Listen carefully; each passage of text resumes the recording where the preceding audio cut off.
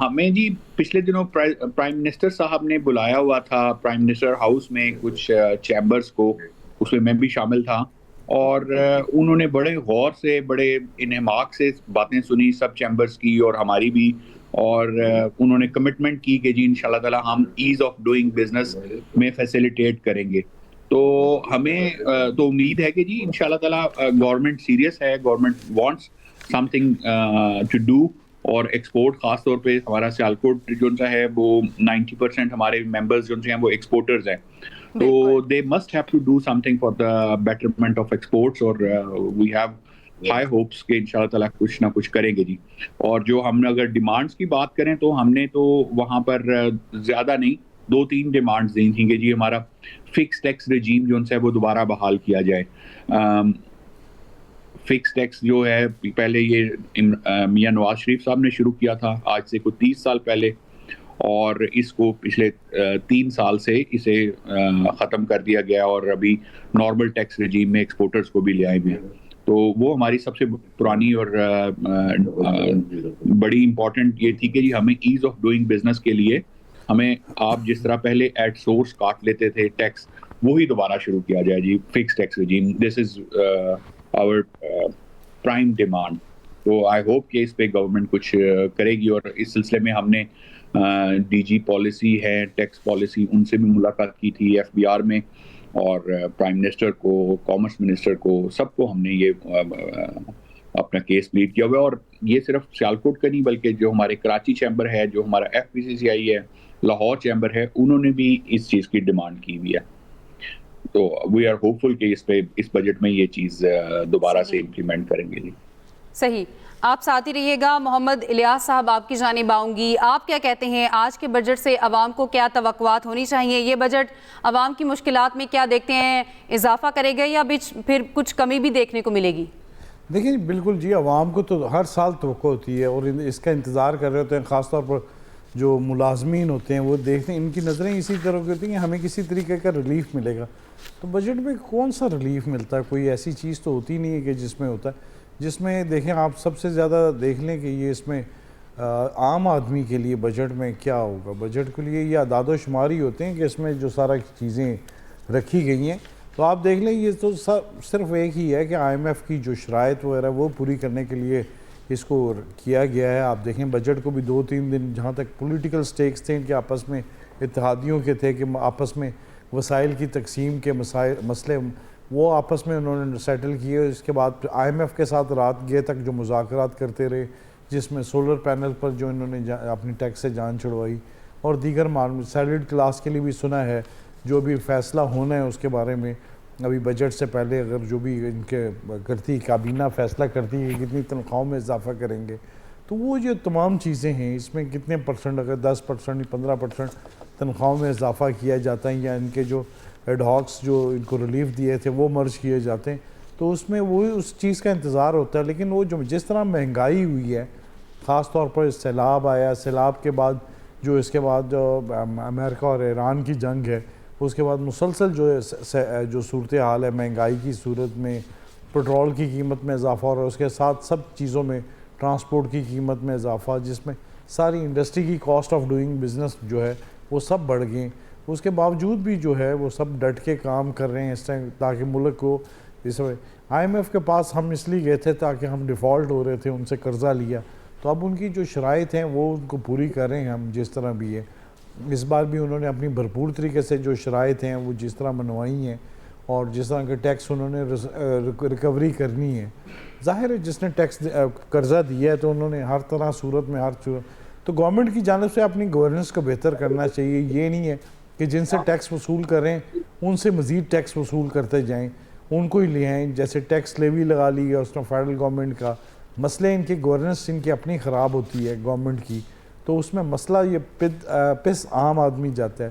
عام آدمی کو کہاں ریلیف دیا جا سکتا ہے؟ اگر اس بجٹ میں کوئی ایسا دکھا دیتے ہیں کہ ریلیف دینے کی بات ہے، لیکن آگے جا کے پھر ان کو کسی مسئلے میں گھیر لیا جاتا ہے، تو ان کے لیے تو کوئی ایسی چیز نہیں ہے. آپ دیکھیں ایگریکلچر ٹارگٹ پورے نہیں ہوئے، انڈسٹری کے ٹارگٹ پورے نہیں ہوتے. ایگریکلچر کے جو ٹارگٹس وہ پورے نہ ہونے سے فوڈ سیکیورٹی کا ایشو ہے. فوڈ سیکیورٹی کے ایشو کی وجہ سے آپ دیکھ لیں ان کو سب کو اپنی اخراجات زیادہ کرنے پڑتے ہیں اپنی کنزمپشن کے لیے.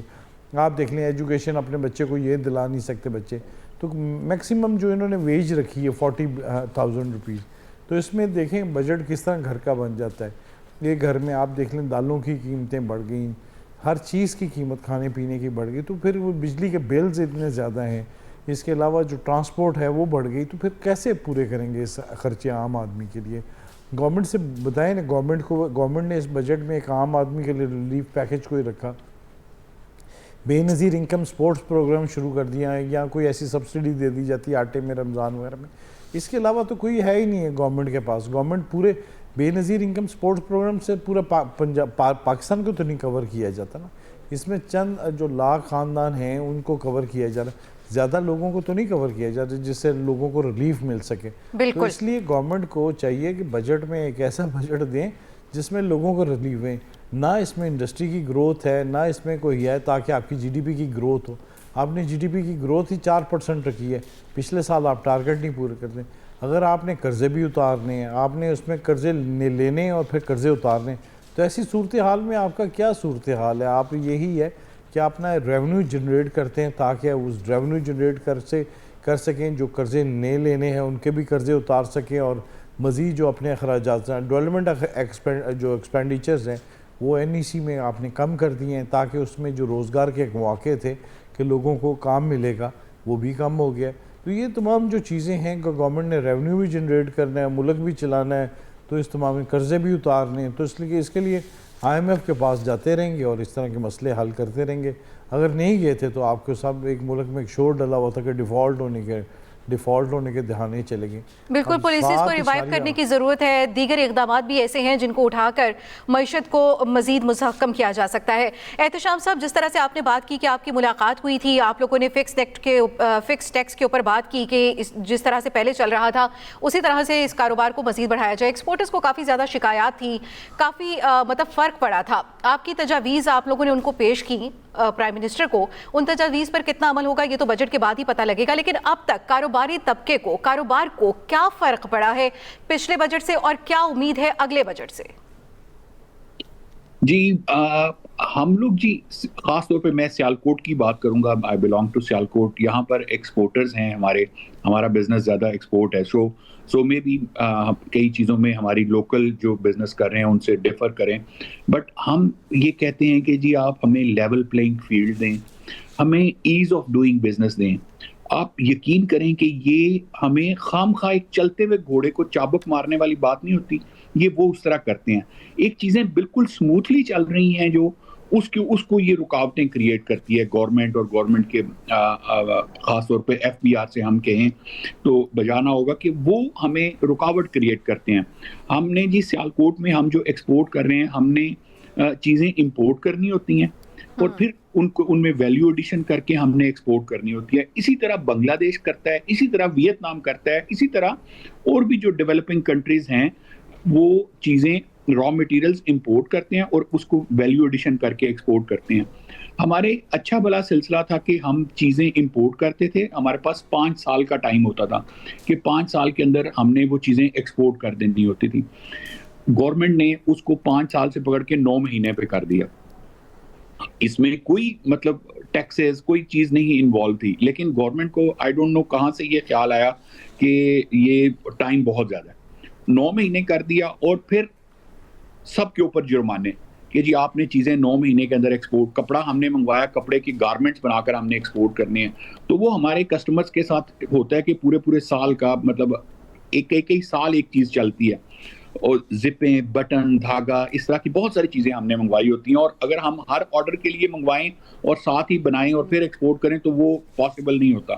تو انہوں نے 9 مہینے کر کے تمام کمپنیز, بڑی کمپنیز جو سیالکوٹ بیسڈ ہیں, ایون کراچی, لاہور, جنہوں نے ٹاپ ایکسپورٹرز ہیں ان کے چلان کرنے شروع کر دیے اور ان کو رکاوٹیں کریٹ کی جی کہ 9 مہینے میں آپ نے ایکسپورٹ نہیں کی. پھر ہم نے شور مچایا ایکسپورٹرز نے, تو پھر 18 مہینے کر دیا. اب ہماری یہ ڈیمانڈ تھی کہ جی کم از کم آپ 3 سال کا ٹائم کریں کہ 3 سال کے اندر ہم ایکسپورٹ کر سکیں. تو یہ میں کہہ رہا ہوں کہ ایز آف ڈوئنگ بزنس کی بجائے یہ رکاوٹیں کریٹ کرتے ہیں کہ خام خواہ کی رکاوٹیں کہ جی نہیں یہ چیز اتنی سموتھلی چل رہی ہے, اور اپنی ہی پالیسیز میں تبدیل کرتے ہیں. گورنمنٹ نے بنائی ہوئی پالیسیز ہیں جو کہ ایز پار ود بنگلہ دیش, ایز پار ود ویتنام ہونی چاہیے. تو یہ رکاوٹیں کریٹ کرتے ہیں, اور ہم تو مطلب ان سے کوئی ہم پیسوں کی ڈیمانڈ نہیں کر رہے کہ جی ہمیں کوئی ریبیٹ دیں.